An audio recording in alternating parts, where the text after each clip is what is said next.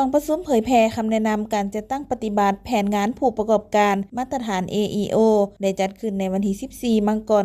2026 ที่กรมภาษีนครหลวงเวียงจันทน์โดยการเป็นประธานของทานวงศ์วันเพ็งภูมิสวรรค์ห้องหัวหน้ากรมภาษีกระทรวงการเงินมีหัวหน้าแผนกห้องหัวหน้าแผนกอ้อมข้างกรมภาษีต่างหน้าคณะภาษีประจำแขวงคณะด้านภาษีสากลเจ้าหน้าที่ภาษีชายแดนและวิชาการกรมภาษีพร้อมโดยผู้ประกอบการมาตรฐาน AEO 4 บริษัทเข้าร่วมแผนงานผู้ประกอบการมาตรฐาน AEO เป็นการร่วมมือกันระหว่างภาครัฐและภาคผู้ประกอบการเพื่อยกสูงการจัดตั้งปฏิบัติระเบียบกฎหมายรับประกันความปลอดภัยทางด้านการค้าสากลเพิ่มทวีการอำนวยความสะดวกทางด้านภาษีและการค้าซึ่งเป็นระเบียบการที่องค์การภาษีโลกสร้างขึ้นในขอบมาตรฐานการรักษาความปลอดภัยการอำนวยความสะดวกทางการค้าระหว่างประเทศและแนะนำให้บรรดาประเทศสมาชิกทั่วโลกจัดตั้งปฏิบัติพร้อมเดียวกันนั้นบรรดาผู้ประกอบการที่ดำเนินธุรกิจเกี่ยวกับการนำเข้าส่งออกสินค้าและผู้บริการแจ้งภาษีในสปป.ลาวก็สามารถจัดตั้งปฏิบัติกฎหมายได้ดี